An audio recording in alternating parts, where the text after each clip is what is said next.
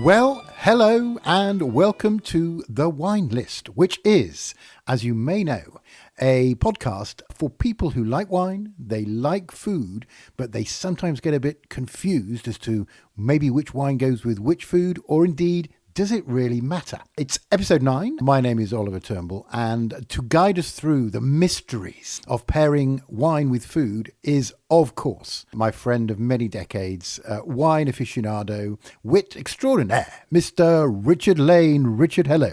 Hey, Oliver. I must do my usual thing, say, episode 9, excited. But actually... Yeah, every time. Ooh, exciting. Episode 9, I don't want to feel sad, because episode 9 means next time is the last ep of this series. We're getting close, but I don't feel sad because I'm enjoying every minute. I think we've both decided this is not the end of the story of the wine list, have we not? Well, I hope not, but let's see what our listeners think. You know, this could be make or break this ep, couldn't it? Yes, that's right.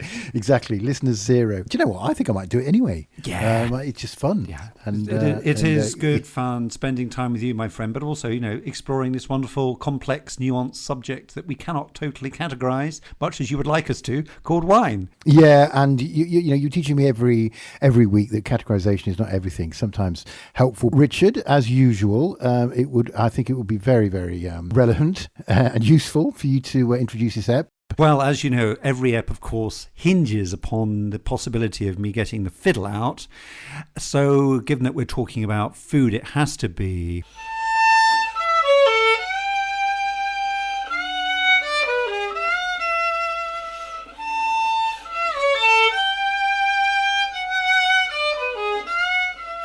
Food, glorious food, hot sausage and mustard. That's from the film Oliver. I just wanted to say Oliver. Actually, Yes. Bit of a classic. I mean, I think probably came out around the time I was born, I think. Is it Mr. Bumble that Harry Seacombe played? Harry Seacombe played Mr. Bumble, and then there was a quite young and very sullen, quite scary Oliver Reed playing Bill Sykes. Oliver Reed was amazing, and Peggy Mount, I believe, and this is not even done any research. I've just remembered Peggy Mount played Mrs. Bumble, equally terrifying and jowly. And I was a very timid youth, and it scared the hell out of me. The workhouse where Oliver was, and him going up and asking for more. I remember thinking, Oliver, you're a bit of a wimp like me. You wouldn't be, of all those boys, that want to go up and say, can I have some more, to the scary Mr. Bumble. He was kind of bullied into it, though, wasn't he, by the others? And even though he knew he was weak, I think he was trying to get some street cred in front of his mates by trying to be courageous. Really? Do you think? Because his little face was so meek. Yeah, Mark. Maybe you're right. Mark Lester. He's now a physiotherapist in Gloucestershire. Anyway, we digress. Is he really? Yes. It's quite a digression. Good heavens. So there we go. Imagine having a bad back and he turns up. Yeah, absolutely. So yeah, food, glorious food. And we'll certainly have some fun here. Obviously, people quite naturally want to put food with wine and wine with food. And why wouldn't they? Because I'd say probably 95% of the time people are eating and having possibly a convivial time with friends. In a way, you almost wonder, why do we need to talk about it? And then on the other hand, there's very much a growing movement, I'd say particularly in this country. I did not see this when we were in France so much, but of course France is a more natural food and wine country. But in Britain here, we get a bit I think the middle classes in Britain get a little bit tied up in knots when it comes to food and wine, because these days everyone's saying, in this perfect digital world that we live in, which I keep banging on about as a moan, where we've got the internet on our phones, I'm drinking this wine, let's look it up, and I now know everything about this wine because the internet's just told me, and what food do I pair with it? So-and-so says I've got to have this with it.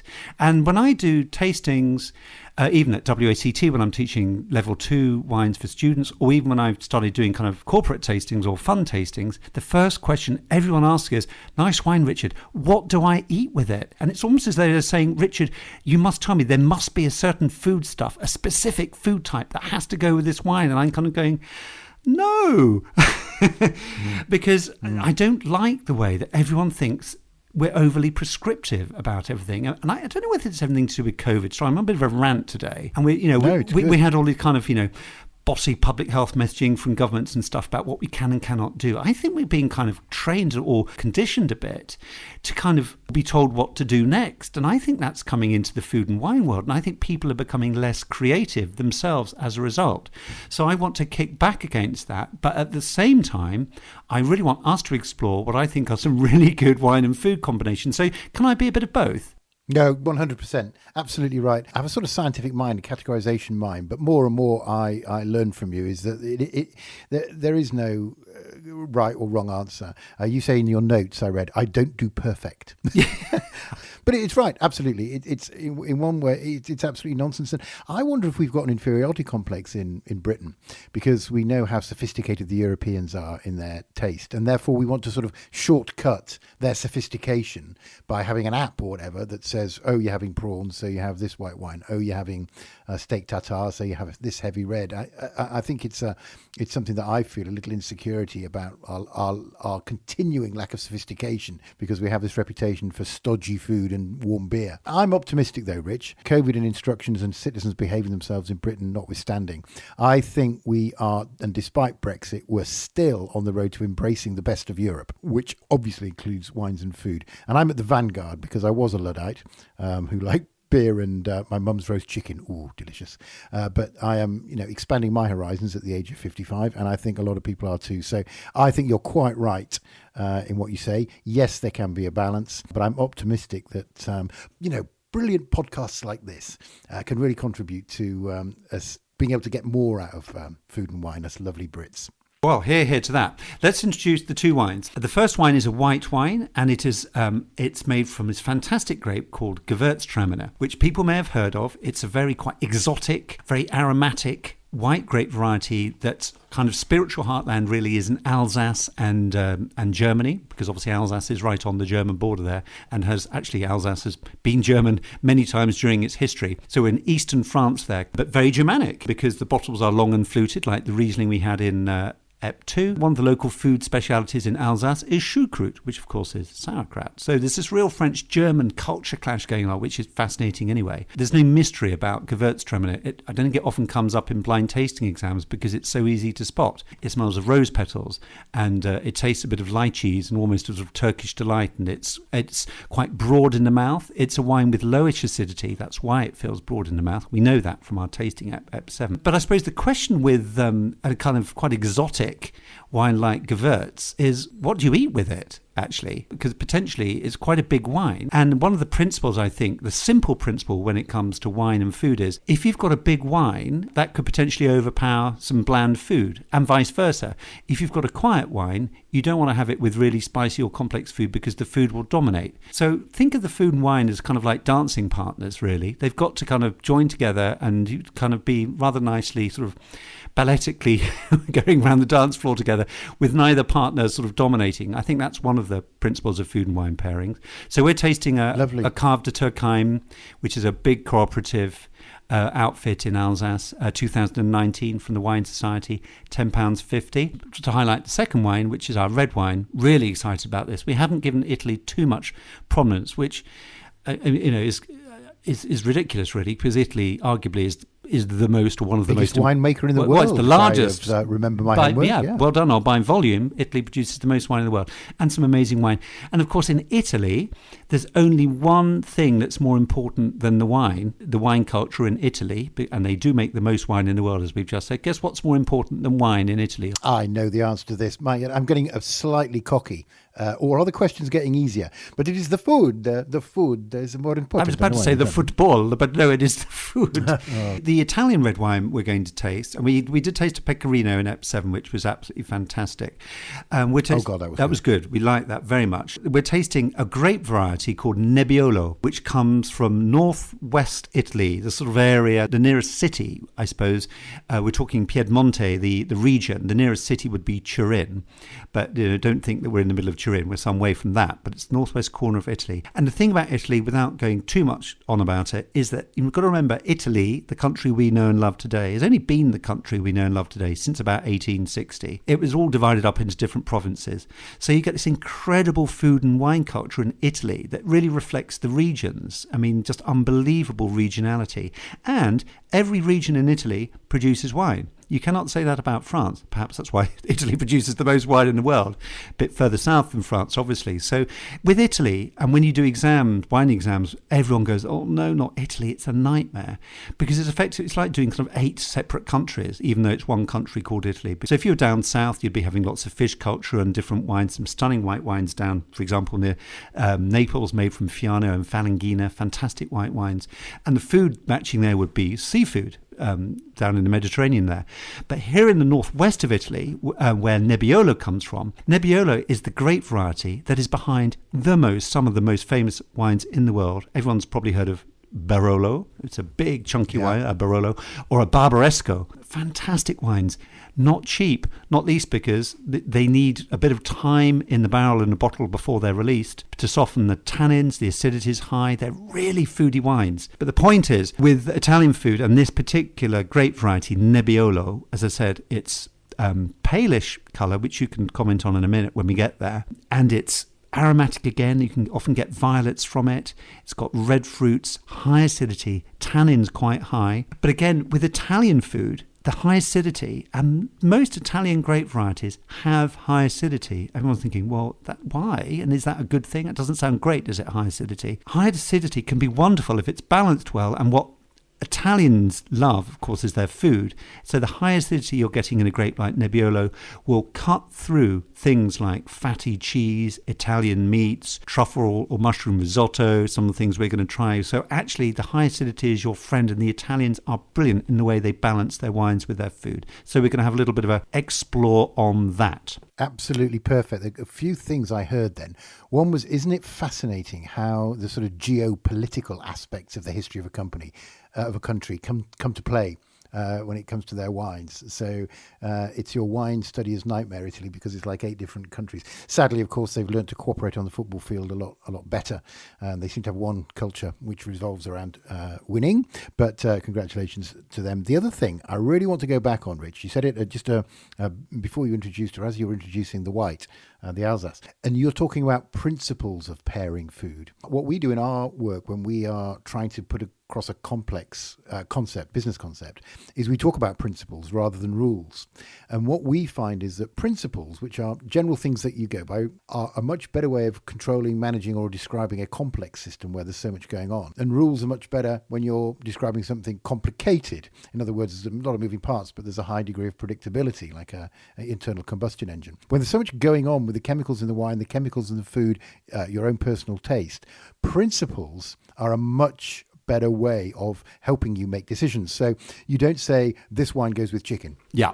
You don't say that wine goes with duck, this one goes with cheese. You set certain principles like you described so beautifully using the dancing metaphor, where you say if you have I think you said busy wine or something, another one of those adjectives that I don't use, but I understand exactly what they mean, together with some more subtle food or whatever, is a principle you use when you're matching. And I think that is definitely worth emphasizing, because it's a like I say in the work I do sometimes, it's a brilliant way of controlling, describing and applying an understanding of a complex system, which is something where predictability is low, because you don't quite know whether that pair will work with that. So if you apply a principle, it's a much better way of describing that system without, again, getting too scientific. Hey, I love that, mate. I love the way that complements the way you think, kind of, in your work, really your management consultancy work that you do. I think that's really interesting. And sorry, one thing I just forgot to say, waxing on about Nebbiolo and northwestern Italy, the wine that we're tasting is the wine society is Langhe. Langhe is a province in Piedmonte. That's the name of the area.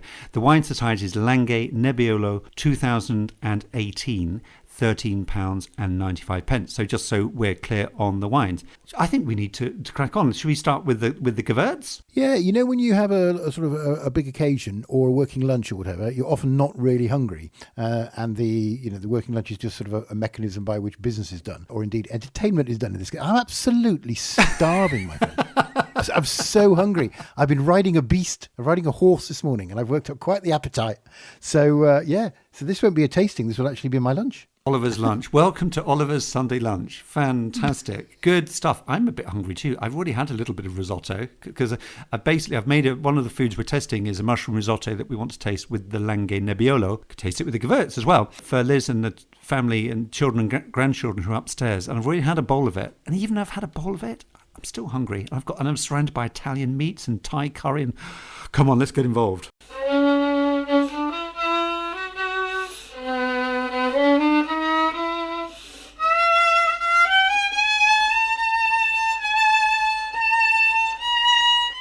Brilliant, Ol. So we've got both wines in front of us. Let's just nose both of these wines first, Ol, because obviously we're really excited now about olfactory bulbs. Tell me about the Gewurz on the nose. Smells lovely and flowery and 100% Turkish delight. It just bounced out of the glass at me. Really nice. The red, the Nebbiolo. Absolutely as advertised by Mr. Arlane. It is pale and ruby. Yeah, I mean, not as much bouncing out the glass, let's say, but nice. The Gewurz is so pronounced, it's sort of super pronounced, it's hopping out of the glass, as you say. But I feel a bit sorry for the Nebbiolo being up against the nose, in front, up against the Gewurz. But the Nebbiolo's got a lovely nose. Yeah, I mean, it's just like a subtle piece of music up against a real barnstormer. Right, there's something I've got to declare as coming through, and it's quite obscure, but it's distinct.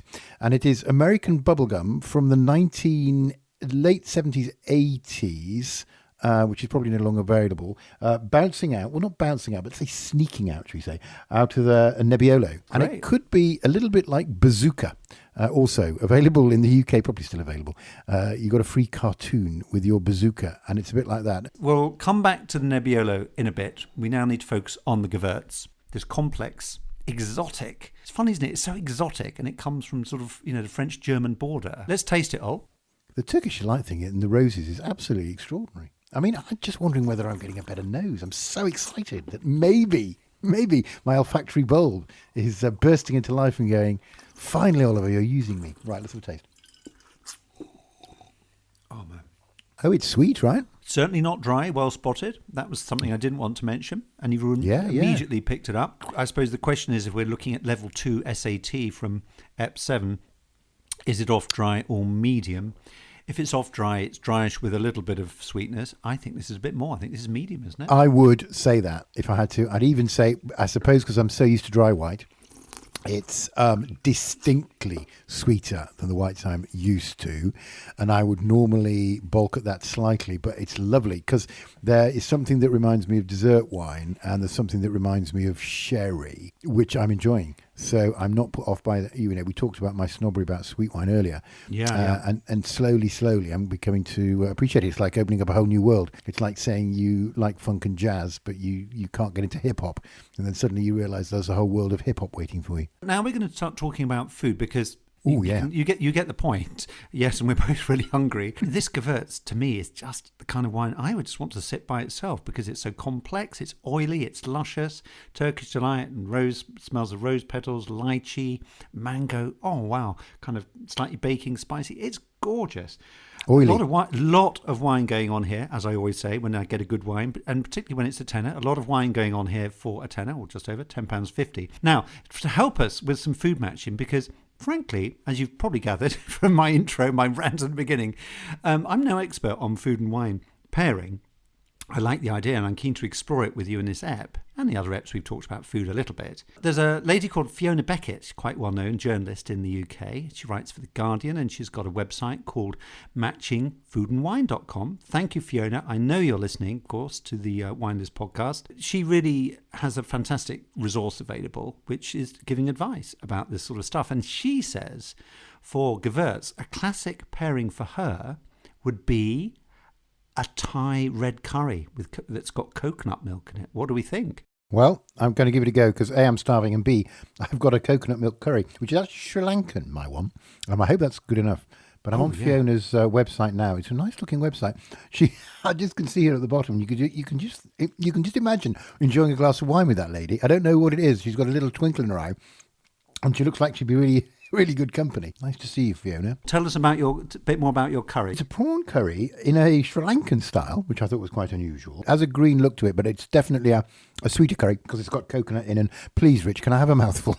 The key question is, I'm sure your curry is delicious.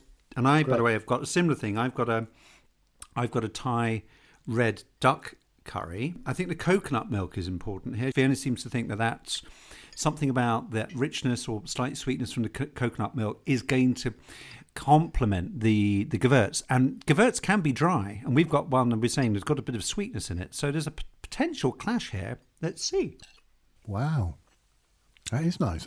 I mean, part of me's thinking, this is a setup and we think this should work and we're following Fiona's advice. But there's something really nice about, sometimes when you eat something and you drink something, it's sort of two separate things. You're getting refreshment from the fluid and nourishment from the food. But that does seem to be, and maybe I'm imagining it, something going on where the wine's saying, nice to meet you, Sri Lankan curry. And the Sri Lankan curry is going, oh, you likewise. Do you fancy a dance? It's nice. Guidelines here, not rules, principles. Going back to that thing you were talking about, which is absolutely spot on when it comes to food and wine. I'm convinced it's not about hard and fast rules. It's about guiding principles. Good guiding principles when it comes to food is that generally food can alter the character of wine, I think, more than wine characters can alter the character of food, even though there is a bit of yin and yang between them. And in food, there are two elements of food that can really enhance wine, and that is acidity in food and salt in food. Acidity and certainly saltiness in food can make dry wine, and this isn't a good example with the Gewurz because the Gewurz has got some bit of sweetness in it. But if you have a dry wine and you have food that's quite salty compared to non-salty, if you have the non-salty food with the dry wine will taste really, really dry. If you have salty food with a dry wine, it will enhance the relative fruitiness of that wine. Actually, that makes perfect sense because I guess some of it just come down to chemicals complementing, cancelling each other out as well. So, so let's stick to the principles. I like it. I'm going to go out on a limb here, and I say, I just had another nibble, another sip. There's something going on. There's something going on here which is nice. Can't put my finger on it, but I'm going to put my neck on the line and say these two comestibles go together well. Of course, you wouldn't necessarily associate curry with wine, right? I can't imagine there's too many Indian restaurants who pride themselves on their wine list. Actually, that might be me being totally prejudiced. But this is quite a spicy food, and you'd associate a nice. But yeah, you said in your notes, didn't you? Give me a cobra anytime if you're going out for an Indian curry, for example. But this, seems to work. Seems to work for me. Really good call, Rich and Fiona. The curry I'm having is quite spicy. It's not Vindaloo Indian curry hot, but it's, I'd say, medium to medium plus on the hot food side, which potentially is hazardous because that actually chili heat can sometimes not work very well with and can kind of accentuate high alcohol in wine. What's the alcohol on the Gewurztraminer? I'm guessing it's 13.5. Yeah. 13.5 in the Gewurz. I mean, that's what you would expect. Gewurz is quite a boozy grape, actually. Particularly for a white. It tastes like there's there's some booze in there, which is nice. One of the other food pairings that Fiona mentions on her website we could try. I was just curious, though, particularly with this little bit of sweetness in the wine. Have you got a bit of blue cheese there, Ol? Yeah, I've got a few cheeses, one of which was off the menu. You didn't suggest it, but I saw some Yorkshire Wensleydale and thought, well, I'm going to have that. Whatever. That goes with anything. I mean, what a huge surprise, the fact that you saw some Yorkshire food comestibles and slipped it into the ep. Because, of course, I am from Yorkshire. You might not have... I might not have gone on about that. I couldn't find any Bedfordshire blue, sadly, but never mind. I've got a little bit of Roquefort, strong blue. Let's give blue cheese and Gewurz a go. Cheese and wine together. Yeah. I really, really feel there's something going on. Could it be that there's a sort of third thing going on with the wine and the cheese combining? I didn't think I'd be able to taste the wine because the cheese is so prominent, but I can, and it does something to it. Quite indescribable, but there's a third sort of sensation coming out, which is really rather lovely. It's a fusion, isn't it, that's almost created some other kind of feeling. Brilliant observational, because again, going back to principles, this Gewurz, any Gewurz, is a complex aromatic wine that's potentially difficult to pair. I've just had it with a little bit of Roquefort. I have to say, I don't think it would necessarily work if the Gewurz was dry, but there's the sweetness in this medium sweetness style of Gewurz with the blue cheese and the powerful cheese Roquefort, like I'm sure your Stilton too. Gorgeous. Oh, it's really nice. But it's really, really good because it's not like you've got two heavyweights knocking each other out in the boxing ring. You've got two heavyweights kind of interlocking, complementing each other, and they're both shining. To use the old corny pun, the whole is bigger than the sum of its parts. Absolutely right. And I like to say, as my confidence increases, I'm very, very confident to agree with you. It's exactly what's happening because I was wondering, in the back of my mind, if it went against one of your principles, which was, complementary, a bolder flavour together with a more subtle flavour. But in this case, absolutely, it's like when you get a sitcom where you've got two funny characters, and instead of cancelling each other out, there's some kind of alchemy between the two characters that makes the whole thing even funnier, as opposed to two people trying to be funny and cancelling each other out. That's kind of the metaphor I'm feeling here. It was extraordinary explosion of a third. Well, you said fusion. That's exactly the right word. It was a fusion of this fairly sweet, really aromatic and, as you say, exotic wine with the old favourite, or one of my old favourites, Stilton. That was quite extraordinary flavour bomb that exploded in my mouth. I want to enjoy good food pairings when they happen, but I'm not going to expect them to happen all the time. And if they happen by accident, then that's called life, and I like that too. Well done. I love the way you sometimes veer into philosophy. And actually, there are sort of philosophical lessons. And it's like, if something happens which is rather glorious, even if you can't put your finger on it scientifically, excellent. That is part of what I'm learning here. It's not about following rules and doing things. It's about discovering things. It's about discovering things that are particular to your palate, taste, and the combination. And I think that's where people who enjoy wine and food can teach the old Brit something. Although, of course, I think you are the very definition of a European in terms of making the best. Someone who loves cricket and wine. There you go. That's probably the definition of a British European. Oh, thank you all. Let's have a look at our Italian friend, the Langhe Nebbiolo, and we can pop back to the Gewurz maybe in a minute. I hope we're not going to get funny tummies with all these foodstuffs and hopping around different wines and things. But anyway. It's a risk I'm willing to take because I'm absolutely starving still. It's funny. Remember the height of sophistication at university was a wine and cheese party. And you thought, my God, I'm a grown-up. I've been invited to a wine and cheese party. So there was never any sort of pairing. It was just like, let's go a little bit squiffy and let's have some cheese to soak it up. And I think that must be the first time where I've just consciously thought, wow, that flavour bomb just works. But we're looking at this fabulously interesting, I think, grape variety called Nebbiolo, which is potentially a bit tough, but I think because we haven't got an amazing Barolo or Barbaresco, because our budget doesn't go to that, and we want this podcast to be accessible to everyone. Okay, $13.95. It's not cheap, but this is an introduction to Nebbiolo, I would say. And the Wine Society blurb says this is a good entry, and people in the wine business who know a bit more about this region than me say this is a good introduction. Start off with Langhe Nebbiolo before you get on to spending money on Barolo and Barbaresco wines, also made from Nebbiolo. But I had an instinct that we were going to be in Oliver's truffle territory here, although we haven't stretched to truffles. But I have made up some mushroom risotto, as I said earlier. Have you got some risotto there, Ol? I have a chicken and mushroom risotto. The mushrooms are dominant. I'm expecting to get that mushroomy taste from the risotto. I think I've got a winner here. Truffles and mushrooms and risotti, they would say in Italian. This is where you would be eating mushroom truffle risotto, northwest Italy. And you'd probably be having this with a glass of Barbera, or maybe a glass of Nebbiolo, or a glass of Dolcetto or something. These are the red wines that come from that part of Italy. So this is, if you like, a sort of authentic geographical sort of food pairing. And I'll just describe what I'm tasting, which is an ordinary mushroom risotto. I did add some porcini, dried porcini, nice.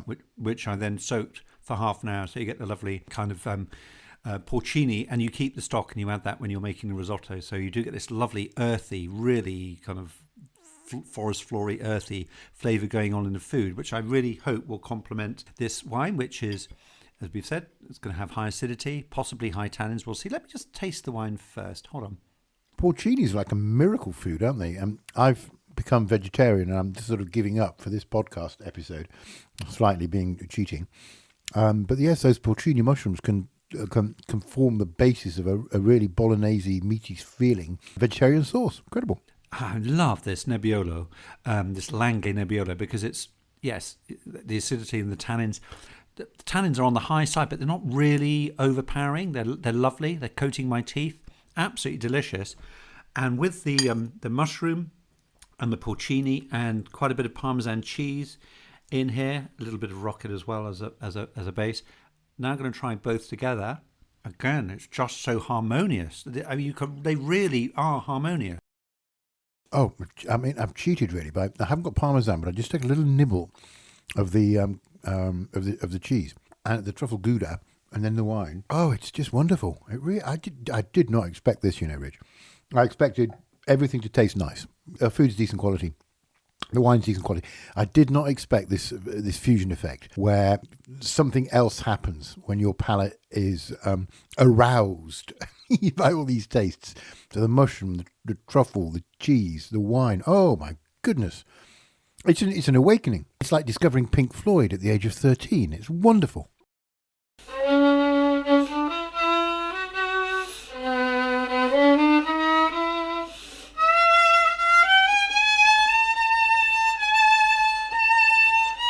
One problem I sometimes have is that I can't quite tune in to all three things at once. So I can't focus on an interesting conversation with a friend and fully appreciate potentially the amazing food and wine that's going on at the same time. And my little experiment, my social experiment, was when I spent a bit of time living by myself before I met Liz. And when I occasionally cooked something which I thought was half decent, or maybe like this mushroom risotto, I would deliberately turn the radio off or the music off, and I wouldn't end up talking to myself or to my dog Topper, R.I.P. Topper, and I would just sit in silence and really, really appreciate the food and the wine. So slight irony there, because some of my best food and wine associations come from being with lovely people, with Liz and friends, or with you and Dean and Rami. But actually, if I really think about it, it's quite nice having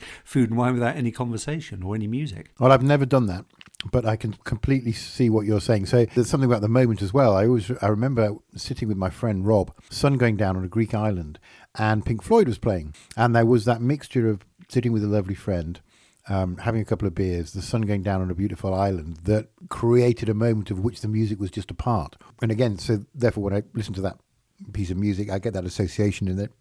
It sort of adds to the experience. But there is that also thing, because I've never really, until this podcast, concentrated so hard on the sensations that were happening in my mouth when I drank some lovely wine, and now I've done it with food. Maybe, there's definitely something to it. It's like when you're in the mood to listen to a piece of music, sometimes, yes, you dissociate yourself from everybody, you turn off the TV and your phone, and you just absorb that music. And that's what you're talking about, food and wine, which I've never done before. But I'm starting to understand why you want to do that, because if you really concentrate on the sensual experience, it's just like, bloody hell, wow, that is really like being moved by a piece of music or a painting, or I guess a piece of drama. Just come back to Nebbiolo. If you just take your truffle gouda away for a moment, how would you find this wine by itself? That's a great question. Can I be bold and say, actually, there's a sort of bitterness to this wine which makes me go, I probably wouldn't choose it to have a glass or two at the end of the evening with friends, you, my wife, or something. Probably not. Tannin, I can take or leave. So I think I probably wouldn't choose this as a wine. But there is something going on. A, with my Gouda, with my truffle Gouda, and B, with a very mushroomy risotto. Kind of, without sort of forcing it, proving our point about the alchemy between the two. I think something worked when I had a mouthful of the risotto and a tiny little bit of the cheese, so I've got that little truffly thing going on. The wine did something, absolutely, without a doubt. On its own, I want to say, as teenagers would, meh. The wines in Italy are often highly acidic because of their ability to interact with food in a positive way. Definitely the case with this Nebbiolo. And the fact that they can taste a little bit sour herbs.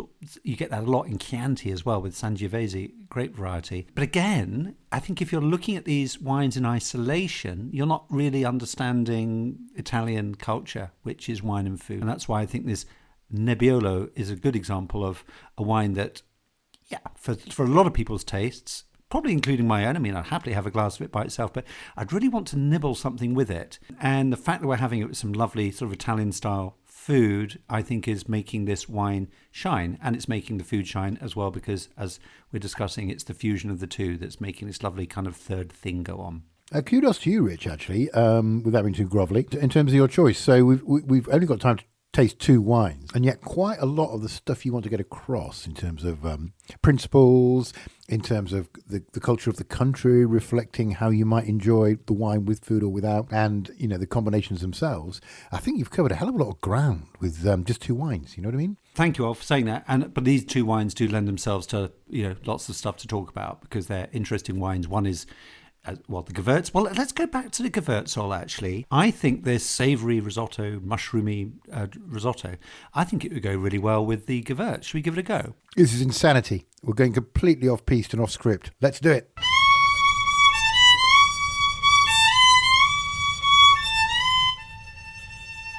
This is the bravery that we hear about with this podcast. We don't care. We're not just, sticking to the script. We just go crazy sometimes, and we pair a mushroom risotto with a... Well, I'll just be quiet now and have a little drink. Hang on. Back to Planet Gewurz. Really, I think Gewurz really is a planet. There's no other great variety like Gewurz. So I feel as though we've been transported to some sort of parallel planet here. This is insane. It's completely different with the Gewurztraminer. Maybe my taste buds... My olfactory bowl, is now throbbing with anticipation, excitement, and it's completely different. Can you explain why it's different? Not yet. I'm not sure that the handshake between these two is as obvious. I'm not sure that there's alchemy here. I don't know. I mean, I'm only saying that because we didn't plan to pair these two. I'm finding the same thing. Oh, right. Okay. The Gewurz is dominating the risotto. It is. That's what it is. I'm going to try some... I'm not even going to ask permission. I'm actually going to do this. This is how crazy I've become this lunchtime. I'm going to try the truffle cheese with the Gewurztraminer. I'm going to draw my own conclusions. Such is the level of my confidence these days. Go on, master of wine, crack on. You've created a monster. I no longer follow your instruction. I pair things when I feel that I want to pair them. Right. I guess that it dominates rather than complements. I really do believe that. I'm not even saying it because I think that's what the arc of this podcast should be telling us. Now I'm getting an aftertaste. Now the wine is gone. I'm getting an aftertaste again of the truffle and the cheese. But I'm not getting a third fusion. I think point made well there. And again, I think with Gewurz, this is a bit of an outlier of a great variety, but good to focus on because I think initially, because it's so complex and such a lot going on, why match food with it? Drink it by itself. But we have found, with a bit of Thai curry, oh goodness me, absolutely fabuloso. Back with our lovely Italian risotto and cheese, not so good. Can we just pop back to Italy again? Yeah, because I have a selection of cold meats, Rich. I love the fact that the vegetarians got the cold meats. I love that. Yeah, it just shows where my priorities are. I love this podcast more than I love animals. And your principles. People say to me, what is it about Ol? I said, look, I know he's funny. I know you've known him for years, but what did I say? It's his principles. He's just rock solid. It's like, a Yorkshire straight bat at Headingley Cricket Ground. Yeah. Vegetarian, how on earth are we getting him to get, how are we going to do Italian meats with a vegetarian? He won't do it. So, well, tell us about the Italian meats. Well, they look lovely. Absolutely marvellous. No, I was a bit conflicted, but then I thought... it would be a bit incomplete, really, without meat. So, also, it's delicious. I love chickens. I used to keep chickens. They're wonderful creatures, actually. They all have personalities and stuff, and pecking order is something that exists. But I said to my ladies, as I collected their eggs, you'd be better off not being so delicious. You just said the pecking order. Oh, it exists. Is that where it comes from? 100% it does, yeah. I didn't know that. Yeah, that's the pecking order. I kept 12 hens, and I could just about, not quite, but I could number them 1 to 12. I was one poor bugger at the bottom, number 12, who just got pecked the whole time. And then there was this matriarch at the top who would sit on my knee, cluck, and go, I'm the queen. Cluck me. And absolutely. And the number 1 would peck number 2, number 2 would peck number 3. And it didn't take them long to organise themselves. And then number 12 would be this sort of bedraggled, featherless... flightless bird called Oliver. Like me when I was playing for the 5th 11. Well, there we go. Of course, you and I know nothing about what it's like to be henpecked. However, quick word on the meats. The acidity of the Nebbiolo and the tannins, I think, perhaps the slight tautness, if you like, of that wine would really go well with the cheese here because the Italian cheese is, well, obviously be very fatty, and we'd, of course, hope that the acidity would cut through the fat. Do we get it? Let's try that, see if we get a sensation of that. Oh, yeah. Okay. Oh, God, that salami's nice. Oh, my salami is spectacular. Let me just take a sip of the old Nebbiolo. I'm feeling fusion. Oh, wow. I just got some sort of afterburst of something which wasn't wine or meat. It was just loveliness. It was almost cheesy and almost like bready, doughy. Really amazing. Good Lord, I did not expect that. Oh, it's delicious. I mean, just add something. You know, when I was had the Alsace and the risotto, it didn't add something. I was eating some food and drinking some wine. But if I'm going the third way, there's something, wow, that's really nice. If you're in Italy now, you would know all this stuff. And I think that's partly why the British just run around, going back to your chickens, run around like headless chickens. Oh, what do I have with this wine and what do I have with this food? Because we're not part of a great food and wine culture. But in Italy, of course, you've just grown up with this stuff. And so the kind of stuff that we're now waxing lyrical about, you know, the Italians would probably scratch their heads and go, well, of course, what do they expect? Because they sort of grow up with it, and the children will be having a little glass of wine, even if it's a bit watered down, when they're 5 or 6 years of age, sort of thing. And it's so, I'm not blaming the Brits. I'm just saying it's just, we're trying to understand culture. You cannot just look up culture in a book or on a website.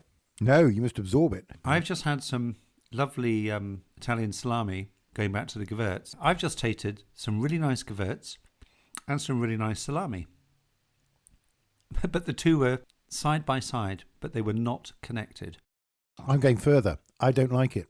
No, they don't work. This is incredible. I really didn't think this would happen. I thought it would be a bit harder. And some of the things have been marginal, but this is distinct. I think it's worse than two things. I think it's a disunification or a non-complementary or a non-unification. Disunification. Brexit, for example. Oh, golly.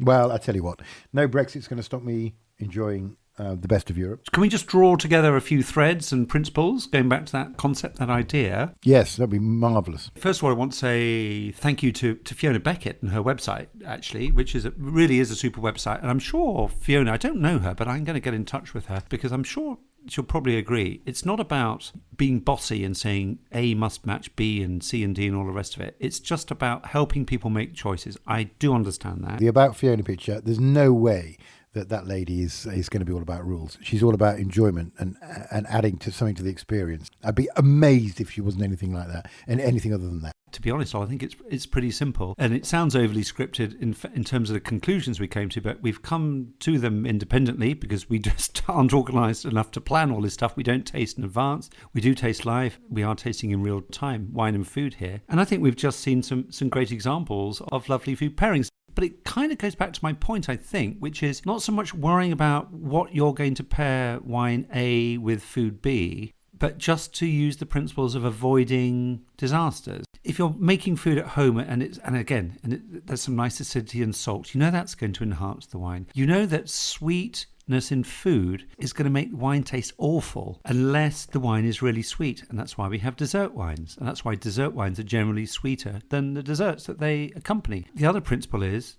just think, is the wine a featherweight, lightweight, middleweight, heavyweight? What is the wine? And this is why obviously the wine knowledge that you've now got all helps, because you'll know if it's a Beaujolais, it'll be light-bodied. There's no way you're putting that up against something really hefty in the food department because the food will just knock it out in round one. So I keep talking about boxing. I know nothing about boxing. Anyway, so it's a sort of thing about just using common sense, I think. Is this a complex wine? Is this a characterful food? Give it a go. But if there's a mismatch, it's probably not going to work. I think that's what we're saying. It's principles.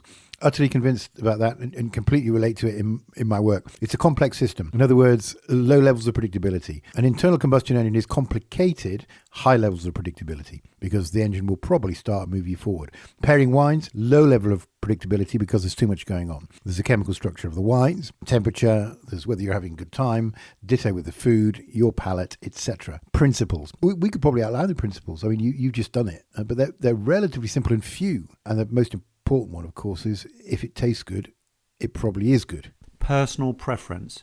Flippin' heck. How important is personal preference? Whether it's wine or food or wine and food pairing, absolutely. So never forget, if you're pairing stuff and you like it and it's maybe against what other people are saying, don't worry about it. And the other thing is Can you have red wine with fish or white wine with red meat? What's the answer, Rob? If you fancy it, you definitely can. And if you like it, you definitely can. And in order to have a personal preference, what you need to be is a human being. That's it. You put a human into the system, the complexity goes up a billionfold, and therefore rules won't work. End of story.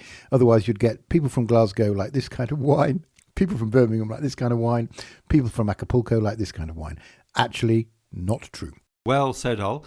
Just a little hint of what's coming up in Sniffs, the final episode of the series, episode 10, which is going to be called, I don't know, because we haven't got that far yet. But all I will say about episode 10, Oliver and I are going to be together rather than talking remotely down the line. We're going to be in a restaurant in southwest London, aren't we, Ol? Yeah, all booked up. And who's paying? We don't know, but we're pretty sure that it'll be us because we're not that popular yet. I think we will be, and we'll be getting all sorts of invitations from all sorts of fancy restaurants after series season 2. But I think at the end of season 1, we're going to get the invitation to book a table, have a meal, and pay for a meal. We will be in Chez Bruce, which obviously the wine list is the title of the podcast. When we're in Chez Bruce next week, we will have a quick peep at Gewurztraminer and Nebbiolo, rather than do that now. But the most important thing is it's going to be episode 10. We're going to be discussing port and fortified wine. And most importantly of all, Oliver is going to be choosing the wine from the wine list. Bring it on. Let's make it a conversation as well, so that if I'm dropping an absolute clanger. Quite a bit of washing up to be done. Let's go and crack on. Enjoy the rest of your Sunday. I'll take it away.